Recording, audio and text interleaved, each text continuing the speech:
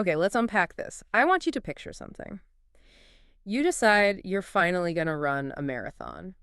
Boy. You buy the shoes, you get the gear, you have the goal, 26.2 miles, but your training plan, it's unique. You decide that to train for this marathon, you are just going to jog around the block once, every single day. I mean, it's better than sitting on a couch, I guess, but you are definitely not finishing that marathon. Exactly. You're doing some running, you're going through the motions, but you aren't actually training for the magnitude of the event. And it turns out, according to the research we are diving into today, this is essentially what we've been doing with reinforcement learning in AI. It's a pretty harsh analogy, but it's frighteningly accurate. We've been jogging around the block and calling it marathon training. We have. We are looking at a paper today that suggests the entire foundation of how we train our AI reasoning models, standard reinforcement learning, is basically a shortcut, a first-order approximation, to use their technical term. A shortcut. That implies there's a longer, harder, but much better road we could have been taking.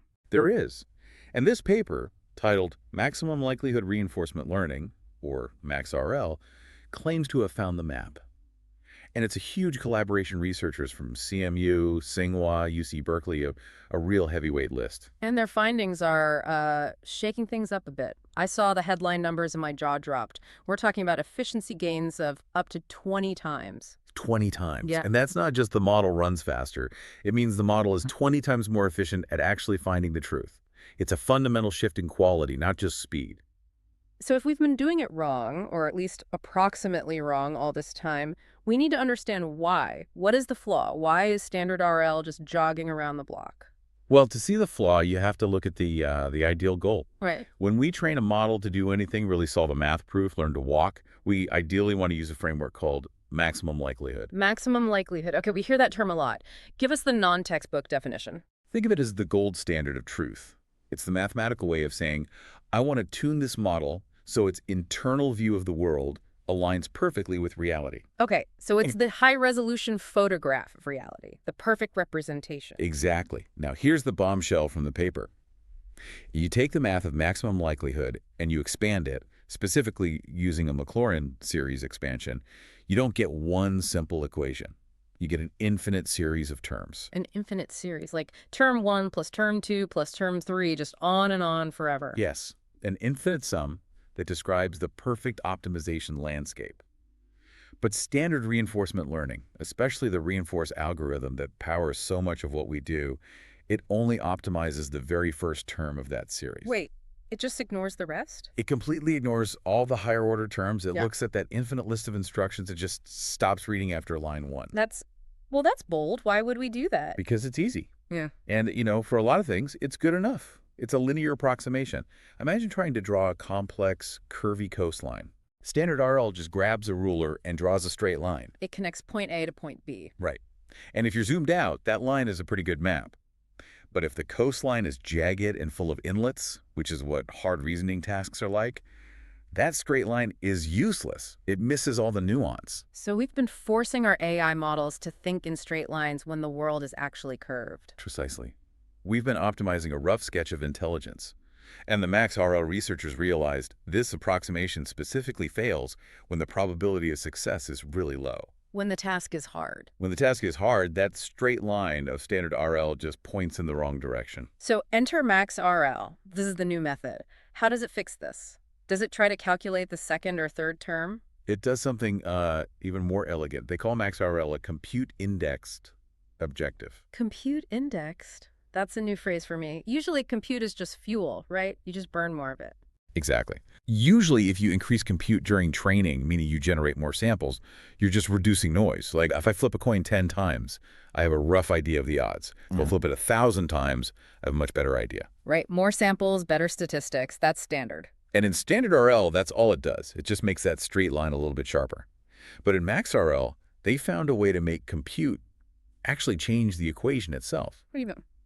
As you increase the number of samples, let's call it $9, you aren't just reducing variance. You are effectively adding those missing terms from the infinite series back into the equation. Whoa. So by simply letting the model think longer, by increasing $9, we are literally upgrading the math. Yes.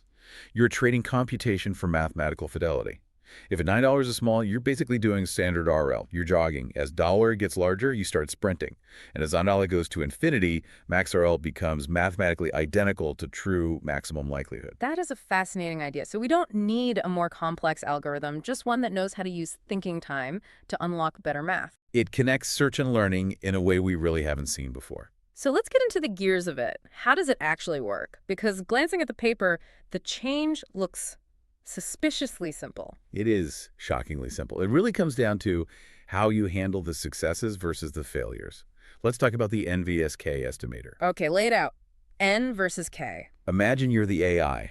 I give you a really hard math problem, and I tell you, go ahead, try to solve this 100 times. Okay, so my total attempts is 100. Right. Now, the problem is hard, so you fail most of the time. Yeah. You'll need the right answer 5 times, so your success is 5. N is 100, K is 5. Got it. In standard reinforcement learning, when it calculates what to learn, it takes those 5 successes and it averages them over the total number of attempts. It divides by 100. So the signal gets super diluted. 5 divided by 100 is tiny. The model basically says, guess that wasn't very important. Exactly. The 95 failures just drag the average down to almost 0. The learning signal is weak.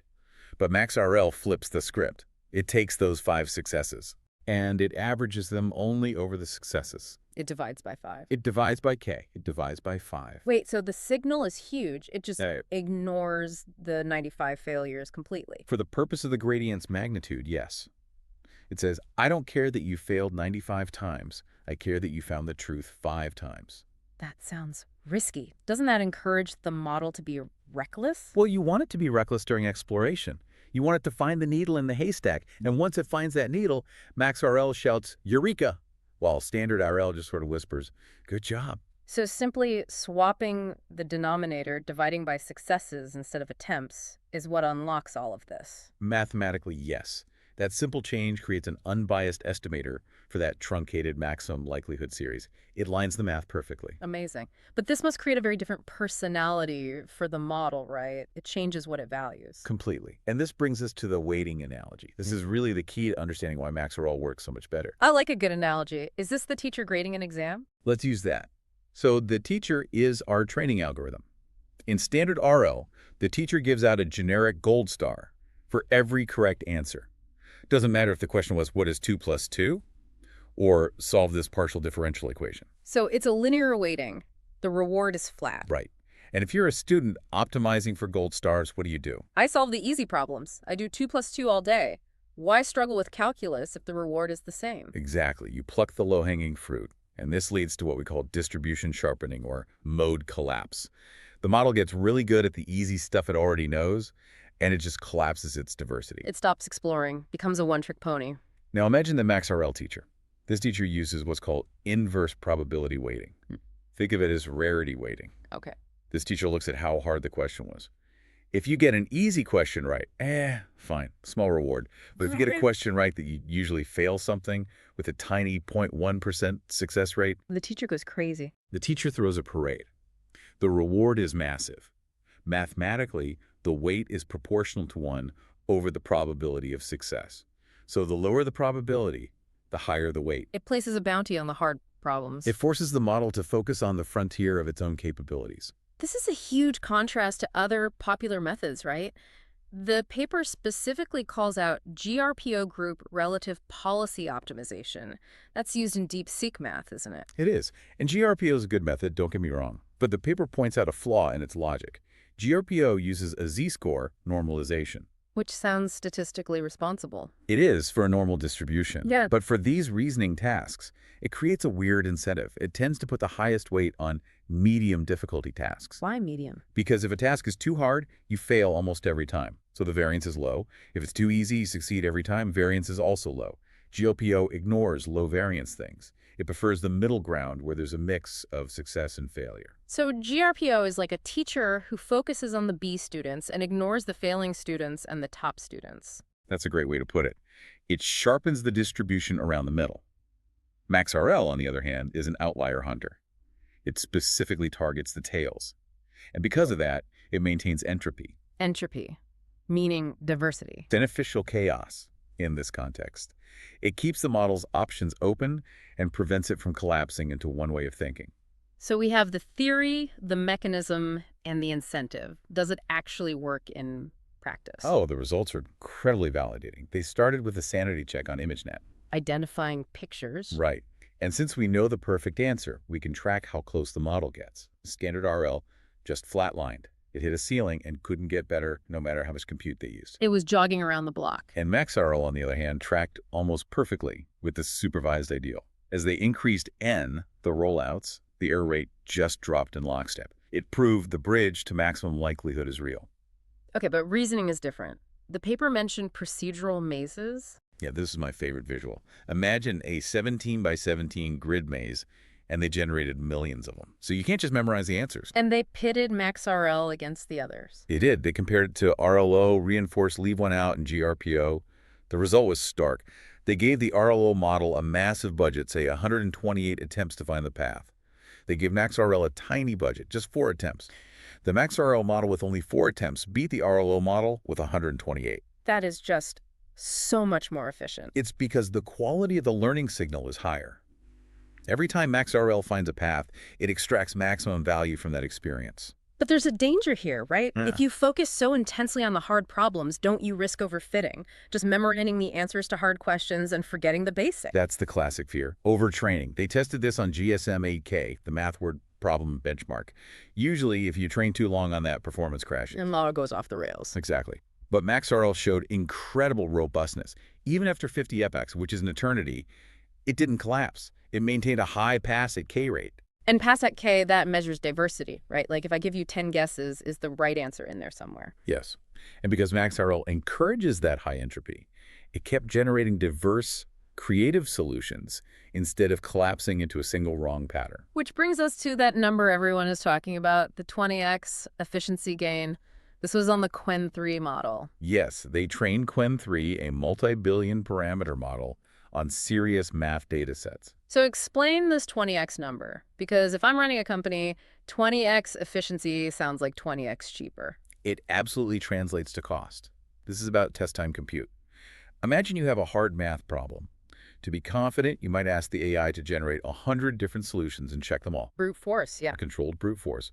Well, to reach the same level of confidence, a 90% chance of finding the right answer, the GRPO model needed to generate way more samples. It had to guess more times. The MaxRL model, because it hasn't suffered that mode collapse, generates higher quality, more diverse guesses right out of the gate. The data showed it was up to 20 times more efficient at inference. So instead of generating 100 solutions, I might only need 5. Precisely. That changes the economics of deployment entirely. It really does. You pay more compute upfront during training by running those extra rollouts, but you get paid back every single time you use the model. It's like a capital investment in the model's brain. It really feels like we're moving from just memorization toward understanding. It does. It touches on that concept of System 1 versus System 2 thinking. System 1 is fast, instinctive. System 2 is slow, deliberative. And we've been trying to build System 2 reasoning using, well, System 1 training methods. We use RL that rewards quick, high-probability answers.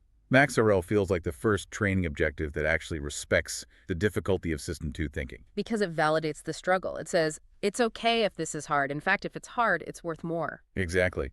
And that raises a really provocative question. We spend so much time talking about scaling loss, more data, bigger chips. Bigger data centers. But MaxRL suggests a kind of post-training scaling law. It suggests we can scale training thought. What do you mean by that? I mean that if we just turn up the dial on $9, if we just let the computer think longer and harder during the training phase, we access deeper and deeper terms of that infinite mathematical series. We get a sharper picture of reality. We do. We aren't just making the model bigger, we're making its objective function truer. It challenges the idea that compute is just a resource to be burned like gas in a car. Right. In MaxRL, compute acts more like a lens. The more compute you apply, the more you focus the lens, and the sharper the image of the mathematical truth becomes. That is a beautiful way to think about it. If traditional RL was just the first order, the pixelated version, I wonder what an AI looks like when it can see the full curve. That is the frontier we are just now stepping onto. And if this paper is any indication, the view is going to be spectacular. Well, I'm certainly never going to look at jogging around the block the same way again. I think it's time we all signed up for the marathon. Lisa? Thanks for diving deep with us on MaxRL. As always, the paper is in the show notes if you want to brave the math yourself. We'll see you on the next deep dive. Keep learning.